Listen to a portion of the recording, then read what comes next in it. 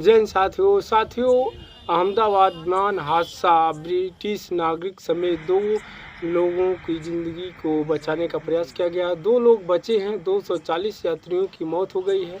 Air India की flight London जा रही थी। पूर्व सीएम रूपाणी का भी निधन। अहमदाबाद में गुरुवार दोपहर एयर इंडिया का बोइंग 787 ड्रीमलाइनर प्लेन क्रैश हो गया। इसमें 12 क्रू मेंबर समेत 242 लोग सवार थे। अब तक हादसे में केवल 2 लोगों के बचने की बात सामने आ रही है। बाकी सभी लोगों की मौत हो गई है। न्यूज़ एजेंसी एएनआई ने पुलिस कमिश्नर के हवाले से जानकारी दी कि प्लेन की सीट नंबर 11A पर बैठे हुए भारतीय मूल के ब्रिटिश नागरिक रमेश विश्वास कुमार हादसे में जिंदा बच गए हैं। उनका वीडियो भी सामने आया है। वहीं एक और जिंदा बचा यात्री अस्पताल में भर्ती है। इससे पहले एपी ने कहा था कि विमान में सवार सभी लोगों की मौत हो गई है। एयर इंडिया की उड़ान संख्या AL171 अहमदाबाद से लंदन जा रही थी, जिसमें 169 भारतीय और 53 ब्रिटिश तथा 7 पुर्तगाली और एक कनाडा का नागरिक समेत कुल 230 यात्री सवार थे। 130 पुरुष, 114 महिलाएं, 11 बच्चे, 2 नवजात शामिल हैं। बाकी 12 क्रू मेंबर थे। हादसे में गुजरात के पूर्व मुख्यमंत्री विजय रूपाणी का भी निधन हो गया है। भाजपा के राज्यसभा सांसद परमिल नाथवानी ने एक्स पर यानी ट्विटर पर यह जानकारी दी। हालांकि कुछ देर बाद उन्होंने अपनी पोस्ट को डिलीट कर दी। प्लेन जिस बिल्डिंग से टकरा कर वहां अहमदाबाद के सिविल अस्पताल के डॉक्टर रहते थे, वहां पर टकराया। बताया जा रहा है वहाँ डॉक्टर भी काफ़ी कैजुअल्टी हुई है। जानकारी के मुताबिक हादसे के समय इमारत में 50 से 60 डॉक्टर मौजूद थे। इनमें 15 से ज़्यादा घायल हो गए हैं, जिनका अस्पताल में इलाज चल रहा है। हादसे की जगह से मिले ज़्यादातर शव इतनी बुरी तरीके से झुलस चुके हैं कि उनकी पहचान करने के बेहद मुश्किल आ रही है। उनकी पहचान डीएनए टेस्ट के बाद ही संभव हो पाएगा, क्योंकि बुरी तरीके से जला हुआ है।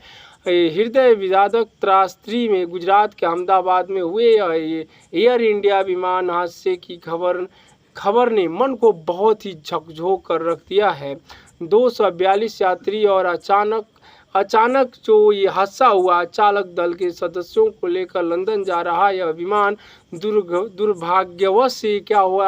दुर्भाग्यवश से भयानक तरीके से यह हादसा हो जाता है। इस भयावह हादसे में कई अनमोल जिंदगियां खो गई हैं, जिनमें पूर्व गुजरात मुख्यमंत्री विजय रूपाणी सहित कई लोग शामिल हैं। इस दुख की घड़ी में मेरी संवेदनाएं उन सभी परिवार के साथ है जिन्होंने अपने प्रियजनों को खोया है। ईश्वर उनकी आत्मा को शांति प्रदान करे और प्रभावित परिवारों को इस असहनीय दुख को सहन करने की शक्ति दे। हम सभी इस त्रासदी से शुद्ध हैं और राहत और बचाव कार्य तेजी से चल रहा है, और मैं प्रार्थना करता हूं कि घायलों को शीघ्र स्वास्थ्य लाभ हो। आइए हम सब मिलकर इस मुश्किल समय में एक दूसरे का साथ दें, क्योंकि यही समय है जब अपने जो सेना के जवान लगे हैं, जो भी एनडीआरएफ की टीम लगी है, हम उनके साथ खड़े हो। क्योंकि जिस तरीके का ये हादसा है, भारतीय इतिहास में ऐसे 25 सालों में ऐसा नहीं हुआ था जो हादसा इस समय हुआ है। ये बताया जा रहा है गुजरात के अहमदाबाद से जैसे ही फ्लाइट हुई, और बोइंग का विमान काफ़ी बेहतर माना जाता है, और जैसे फ्लाइट के 5 मिनट के बाद वो क्रैश हो जाती है। गुजरात के जो पूर्व मुख्यमंत्री विजय रूपाणी उनका भी इस हादसे में निधन हो गया है, और 2 यात्रियों काफ़ी लकी थे जो 2 यात्री बचे हुए हैं। बाकी कई लोग बता रहे थे, इससे पहले न्यूज़ आ रही थी कि जो भी 242 लोग विमान में सवार हैं सभी लोग मारे गए हैं, लेकिन ऐसा हालांकि नहीं है। 2 लोग बचने की खबर है, उनकी सोशल मीडिया पर वीडियो भी आ रही है। तो 2 लोग बचे हैं जिसको उस विमान में A11 सीट पर बैठे थे। तो इस तरीके का वीडियो आ रहा है और ये बहुत ही दर्दनाक हादसा है। और बताया जा रहा है ये फ्लाइट गुजरात के अहमदाबाद एयरपोर्ट से ये लंदन जा रही थी। तो जब इंटरनेशनल फ़्लाइट होता है तो उसमें फ्यूल बहुत ज़्यादा भरा जाता है। जब फ्यूल ज़्यादा भरा जाता है, क्योंकि लंबा उड़ान रहती है, डोमेस्टिक उड़ान नहीं, ये लंबा उड़ान होती है, इंटरनेशनल उड़ान होती है, तो इसमें फ्यूल की मात्रा बहुत ज़्यादा भरा होता है। और ये फ्यूल फ्लाइट के मात्र 5 मिनट बाद वो क्रैश होती है। और क्रैश होती है तो उसमें एक बहुत बड़ा धमाका होता है। और धमाका ऐसा होता है जैसे लगता है कोई मिसाइल विस्फोट हो रही है, क्योंकि उसमें इतना ज़्यादा फ्यूल की मात्रा रहती है। और फ्यूल लगता है एक जगह से दूसरी जगह, जब ये लंदन ही नहीं बहुत दूर है, वहाँ जाने के लिए फ्यूल एक्स्ट्रा भरा जाता है और पूरा ब्लास्ट कर गया है। तो इस तरीके से ब्लास्ट बहुत भयावह है। जिस तरीके का वहाँ पर विजुअल आ रहे हैं, वीडियो आ रहे हैं, वो पूरा तरीके से अगर मैं स्क्रीन पर दिखाऊं तो उस पर ग्राफिक्स कम्युनिटी गाइडलाइंस आ जाते हैं, क्योंकि पूरी तरीके से बॉडी झुलस चुकी है। देखने पर वैसे वीडियो देखने पर मन अंतःकरण की अंतरात्मा में इतनी दुख की गहराइयों में डूब जा रहा है, वहाँ से ऊपर ला पाना मुश्किल हो रहा है, क्योंकि बॉडी बुरी तरीके से झुलसी है और बगैर DNA टेस्ट किए उनकी पहचान नहीं की जा सकती। इतना विजुअल, इतना मतलब भयानक तरीके से हादसा हुआ है।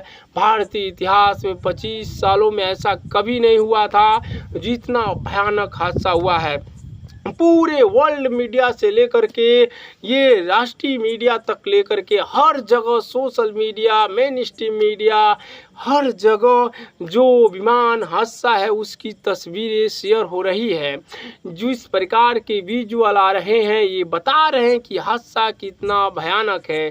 पूरा वर्ल्ड इस पर अपना दुख व्यक्त कर रहा है। और जिस तरीके का ये हादसा है कहीं न कहीं बोइंग पर सवाल खड़ा करता है, क्योंकि बोइंग की जो फ्लाइट है तरह तरह के हमेशा वो हादसे का शिकार हो रही हैं।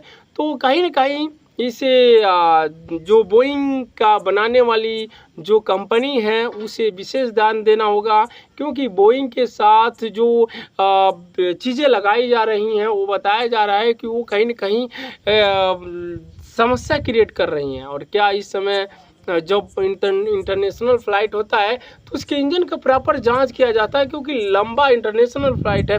तो उसमें उड़ान के 5 मिनट के दौरान ऐसा क्या हुआ, क्या कोई ऐसा ग्लिच था या कैसे हुआ, ये जांच का विषय है। जब तक प्लेन का ब्लैक बॉक्स नहीं मिलता तब तक उसके बारे में कह पाना मुश्किल होगा। और पूरा टीम लगी हुई है, जो भारत सरकार की बॉडी है, जांच एजेंसियां हैं, वो लगे हुए हैं कि उसमें क्या था, क्यों एक्सपोजर हुआ है, और ब्लैक बॉक्स मिलेगा तो उसके अंदर पूरा क्या रीजन रहा, क्यों ये इतना बड़ा विमान दुर्घटना हुआ, रीजन क्या रहा है, ये ब्लैक बॉक्स से क्लियर होगा। और आशा करते हैं ब्लैक बॉक्स की जानकारी आती है तो प्रॉपर मिल पाएगा कि हादसे के पीछे कौन था और किस लिए हादसा हुआ है। तो जल्द हादसा का ये तस्वीरें तभी क्लियर हो पाएगी जब वो उसकी चीज़ें सामने आएंगी। बाकी आप क्या समझते हैं, अपनी प्रतिक्रिया को कमेंट बॉक्स में अवश्य देना, और जो भी जानकारी होती है आपके सामने लाते हैं। और बताया जा रहा है इसमें जो यात्रियों की संख्या है 169 इंडियन नेशनल थे, यानी 169 इंडियन थे, और जिसमें 53 ब्रिटिश नेशनल थे, यानी ब्रिटिश के थे, और 1 कनाडियन था और 7 पुर्तगीज थे। तो इस तरीके का ये हादसा हुआ है, बहुत ही भयावह हुआ है। और ये सवाल खड़ा करता है बोइंग कंपनी पर, जो बोइंग बनाती है, उस बोइंग जो विमान बनाती है उसे कहीं न कहीं अपने चीज़ों में बेहतर करना होगा, और भारत सरकार को भी इस पर ध्यान देना होगा। अभी भारत में जितने भी डोमेस्टिक फ़्लाइट से लेकर इंटरनेशनल फ़्लाइट तक जो भी कंपनियां हैं वो फॉरेन कंट्री यानी पश्चिमी कंट्री से हम विमान लेते हैं, हमारे देश में चलती हैं, क्या भारत नहीं बना सकता? ये सोचने का विषय है। भारत आत्मनिर्भर कहने के लिए है। भारत कब अपने देश में आत्मनिर्भर भारत के दौरान ये अपने देश में खुद बिल्डअप करेगा, क्योंकि बोइंग विदेशी कंपनियां हैं, एयर इंडिया, मतलब हर एक जो चीज़ें हैं वो पश्चिमी कंट्रियाँ उसे सर्विस प्रोवाइड करती हैं। भारत खुद कैसे आत्मनिर्भर बने, इस पर सोचना चाहिए। और बहुत सारे जो बोइंग के लोग हैं, जो बोइंग में कई सालों तक काम किए हैं, वो भी बोइंग का एक बहुत बड़ा खुलासा किए थे कि ये बहुत जो लोगों का सर्विस है इसके साथ खिलवाड़ किया जा रहा है और हादसा हो सकता है। उससे कई मिलियन डॉलर का नुकसान हुआ था बोइंग कंपनी को। और उनको पाया गया, जब एक्सपोज किए थे बोइंग कंपनी को, तो पाया गया कि उनके रूम में अपने आप गोली मार लिए थे। तो ये बहुत ही दर्दनाक हादसा हुआ है। और कहीं न कहीं भारत सरकार को आत्मनिर्भर भारत के दौरान अपने देश में यात्री विमान को मैन्युफैक्चर करना होगा, क्योंकि चाइना देखिए अपने देश में बोइंग की तरह यात्री विमान को मैन्युफैक्चर कर रहा है, उसका ट्रायल भी हो रहा है, बताया जा रहा है उसका ट्रायल काफ़ी सक्सेसफुल रहा है।